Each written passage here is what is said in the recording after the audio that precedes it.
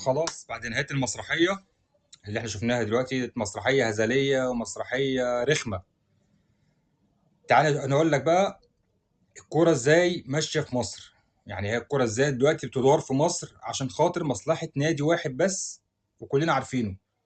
الدوري متوجه له من أول الموسم، بس ببجاحة بقى. يعني هو السنة دي متوجه ببجاحة. انت فاهم؟ هشرحها لك بالظبط في 3 بنود. نيجي في أول بند. أول بند شفنا التحكيم المصري، اللي هو عم ماسكين لك فيه التحكيم المصري. التحكيم المصري شفنا مهازل في الدور الاول، والمستفيد كله واحد، نادي واحد بس اللي كان بيستفيد بالتحكيم، وكلنا عارفينه طبعا. قلنا الدور الاولاني خلص بحلو بمر، وخلص الدور الاولاني. اعمل لي قرعه بقى. ندخل بقى كده على البند الثاني. اعمل لي قرعه. انا اول مره في حياتي اشوف قرعه بتتعمل الساعه 4 الفجر. يعني مش فاهمها دي بصراحه. اول مره اشوف قرعه بتتعمل الساعه 4 الفجر والناس نايمه. قال لك احنا عملناها بالذكاء الاصطناعي، اللي هو ايه، احنا مكوسينها يعني، انت فاهم. الذكاء الاصطناعي شات جي بي تي. احنا عايزين بيراميدز ياخد الدوري، هنعمل ايه؟ تمام. قال لك هتلعب الزمالك اول ماتش. تمام. هتلعب بيراميدز تاني ماتش. ماشي. انت عارف هتلعب الزمالك اول ماتش ليه؟ هقول لك انا ليه. طبيعي الجمهور بين الاهلي والزمالك في كل ماتش لازم مشادات من هنا ومشادات من هنا. تمام. بترسى في الاخر ايه؟ عن ده يتوقف ماتشين من غير جمهور، وده يتوقف ماتشين من غير جمهور. تمام. تمام. هيجي لك ماتش بيراميدز هتلعبه من غير جمهور. فهمت هي ماشيه ازاي؟ يعني انت فهمت دماغهم ماشيه ازاي؟ هتلعب اول ماتش الزمالك، اخدت بقى اللعيبه بتاعتك، اخدت انذارات، اخدت طردات، ماتش بيبقى مضغوط، فلازم اللعيبه عندك هتاخد انذار او هتاخد طرد، انت فاهم. ففي لعيبه هتوقف. هتيجي ماتش بيراميدز في لعيبه موقوفه. ده ايه ده؟ مفيش كمان جمهور. ده الجمهور توقف ماتشين. يبقى انت هتلعب بدون لعيبه وبدون ايه؟ جمهور. ادي ماتش بيراميدز اللي هو ايه، كانوا ايه، بيطبخوها. دي اسمها تطبيخ، مش اسمها قرعه. اسمها احنا مطبخينها مع بعض الساعه 4 الفجر. خش بقى ده ليفل 2 في الفضايح، انت فاهم. يعني انت كده ده ليفل 2. بمناسبه المسرحيه اللي احنا شفناها ديت، نيجي لك بقى هيشقطوك لبعض. هيقول لك لا ده احنا الرابطه، ده احنا الرابطه بعت خطاب.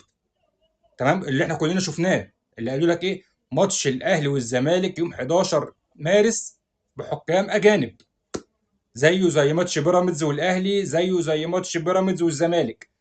قال لك 3 مباريات هيتلعبوا بتحكيم اجنبي، والرابطه قال لك احنا اللي هنشيل تكاليف الحكام الاجانب. ماشي. وده كان رد الخطاب. ادي الخطاب قدامك اهوت، تعالى نقراه مع بعض.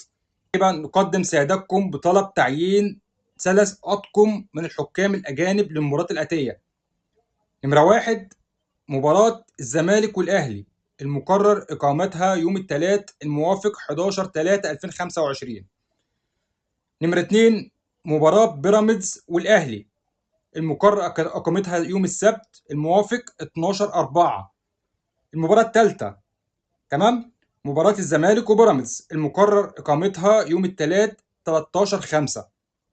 عندك كده اهو، يعني ده خطاب ماشي من الرابطة، مش بجيب خطابات من عندنا من بيتنا. شفت الخطاب؟ ده خطاب رسمي من الرابطة لاتحاد الكورة، إن إحنا اللي هنجيب حكام الأجانب، إن الرابطة المسؤولة عن الحكام الأجانب اللي هيجوا في ال3 ماتشات. تمام؟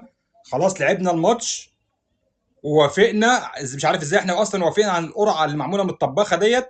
وافقنا. فين يا عم الحكام الاجانب؟ لا والله مش هنلحق نجيبها. جاي تقول لي قبل الماتش بالليل، يعني تقول لي قبل الماتش بالليل مش هنلحق نجيب حكام اجانب. امال ايه الخطاب اللي انت كنت بعته ده؟ ده ليفل الوحش في الفضايح. انا ما بشوفش كده. انا ما شفتش اتحاد كوره ورابطه انديه كده. انتوا عمالين تشقطونا لبعض انتوا الاثنين. هو واحد يمسك الكوره في مصر وخلاص يعني؟ ولا هو بالعافيه يعني؟ هو انا مش شايف، انا مش شايف. هو بالعافيه بيراميدز هياخد الدوري بالعافيه السنه دي يعني؟ ولا ايه بالظبط؟ خلاص الموضوع بقى باين قوي، عيني عينك يعني، بقت الفضايح عيني عينك.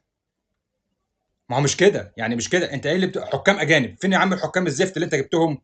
جايب لي محمود بسيوني هتبقى اجنبي؟ وجاي تقول لي الخطاب قبلها بيوم. يعني قبلها بيوم تيجي تقول لي مفيش حكام اجانب؟ امال كان فين كلامك ده؟